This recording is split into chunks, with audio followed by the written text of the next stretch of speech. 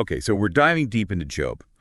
And chapters 22 through 31, this is where things get really intense. It's like the emotional roller coaster really kicks in here. Right. Job's friends have had their say about why he's suffering, and now it's finally his turn to respond. But it goes way beyond just defending himself, you know? It really gets to the heart of faith, unshakable faith, when it feels like everything is falling apart. Exactly. And what's so fascinating is how Job's responses, they just give us this incredible glimpse into his character, into his understanding of wisdom. It's like we're listening in on his internal struggle. We've all been there, those why me moments. Yeah, absolutely. Those tough times where you question everything. And in chapter 22, things get really heated. Eliphaz, one of Job's friends, he basically throws down a serious accusation. He doesn't hold back, does he? Not at all. He implies that Job must have some secret sin, something he's hiding that's brought this suffering on him. Can a man be profitable to God? He asks, suggesting Job's being punished. Oof, that's gotta sting. Imagine being Job already suffering and then getting judged by your friends on top of it. Right, like adding insult to injury. But then, chapter 23, Job comes back with this incredibly powerful declaration. When he hath tried me, I shall come forth as gold. Chills every time I hear that. Me too. It's such a pivotal moment because he's not denying his pain, but he's saying that those trials, as painful as they are, They can actually refine us, like gold tested in fire. I was just going to say that we come out stronger, more resilient. Exactly. Have you ever gone through something really difficult and looking back, you realize it actually shaped you in a positive way? Oh, all the time. It's like you said, that refining process. But then Job, he doesn't shy away from the tough questions either. No, he doesn't. Like in chapter 24, he gets real about the seeming unfairness of the world. How sometimes it feels like bad things happen to good people. It's a question we all ask at some point, right? Yeah. If God is just, then why is there so much suffering? Why does it seem like sometimes the wicked prosper while the righteous suffer? It's a tough one. It really is. And Job doesn't try to offer easy answers or pat solutions. It's that raw honesty that makes his story so relatable even thousands of years later. Absolutely. And then in chapter 27, despite everything, Job says, "My righteousness I hold fast and will not let it go." It's like even when everything else seems to be crumbling around him, his integrity is his anchor. His moral compass. It really makes you think, what are those non-negotiables you hold on to even when it's hard? Such a powerful question. What are those core values that define who we are at our very core? And Job doesn't just talk about integrity, he lives it. In chapter 28, he dives into the very nature of wisdom itself. He does, and what he says about it is so interesting. He suggests that true wisdom isn't just about, racking up knowledge and facts. Right, it's bigger than that. It's about something deeper. He says the fear of the Lord, that is wisdom. So it's about aligning your life with what truly matters. Living in a way that reflects that understanding, yeah. And that's where his whole idea of a covenant with his eyes comes in, which we see in chapter 31. Okay, covenant with his eyes. That sounds intense. What does that even mean? It is pretty intense. So in chapter 31, Job's talking about making a deliberate choice to guard his thoughts and actions, being mindful of what he's letting himself see and focus on. It's like he understood that what we consume, what we dwell on, that shapes us. Yeah. Yeah. Absolutely. And think about how relevant that is today, right? Oh my gosh, totally. Constant information overload, 24/7 news cycle, social media. It's like we're drowning in it. But Job's idea of a covenant with his eyes, it challenges us to be more intentional about what we're taking in. So it's not about becoming a hermit, shutting yourself off from the world. No, not at all. It's about being discerning, conscious of what we're feeding our minds and our souls. Creating boundaries, setting limits, choosing to focus on what's good, what's true, what's beautiful. It's a powerful concept.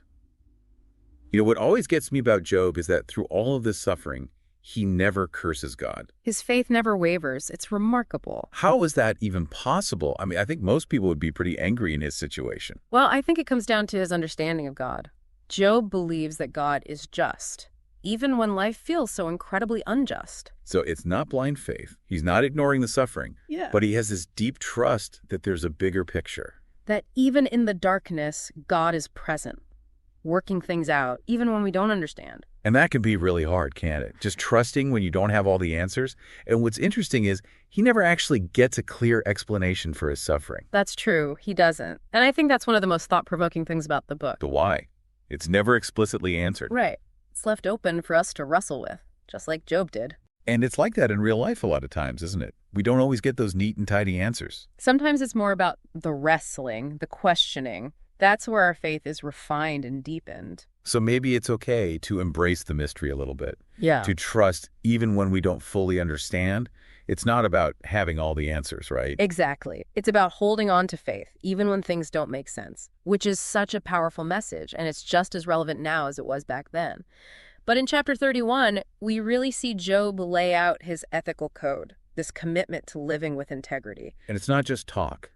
He gets specific. He does. He talks about how he treats other people, fairness in his business dealings, honesty, justice. There's a real sense of accountability. Like he's saying, here's the proof, this is how I live it out. Exactly. I don't just talk the talk, I walk the walk. And that's a challenge for all of us, isn't it? Are our actions lining up with our words? Are we living out our values, even when nobody's watching? Job's life, even with all the hardship, it's a testament to that. It really is. You know, when you think about this whole section of Job, it's not just a story about suffering. It's about resilience, too. The power of the human spirit to keep going, to thrive, even when facing incredible challenges. It's about holding on to hope when all hope seems lost, finding meaning and purpose in the midst of pain, and ultimately about the power of faith to sustain us through the toughest of times. That is a powerful message, one that we can all hold on to no matter what we might be going through. You know, it's like Job's story. It's just this incredible tapestry, right? Woven with all these threads of suffering and faith and integrity, resilience. And even though it was written so long ago, it still speaks to us today. On such a deep level, like it transcends time and culture, you know? What I find remarkable is that it doesn't try to give you easy answers. Right. It grapples with these big questions about life and suffering and faith. It really makes you think. It doesn't just pat you on the head and say, oh, don't worry, everything's going to be okay. It sits with you in the darkness. Acknowledges the pain, the struggle. And I think it ultimately points us toward a deeper understanding of ourselves, our relationship with God. Totally. And it's a journey, isn't it?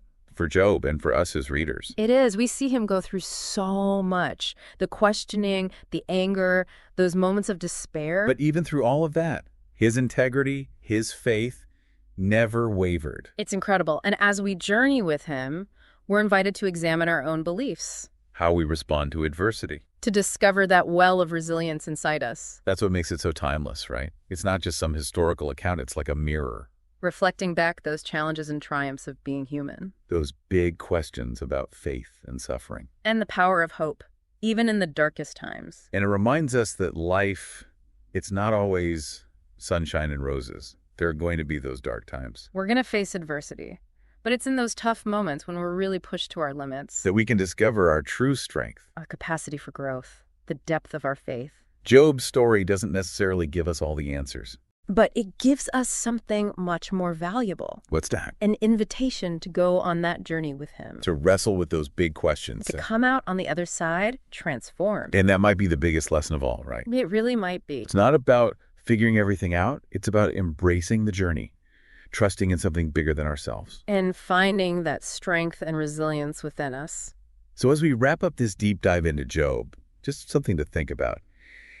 If trials can really refine us like gold, how can we look at our own challenges as opportunities? Even the painful ones. Opportunities for growth, for transformation. It might not be easy. But Job's story shows us that even in the middle of suffering, there's always hope. The possibility of coming out stronger on the other side. Thanks for joining us on this deep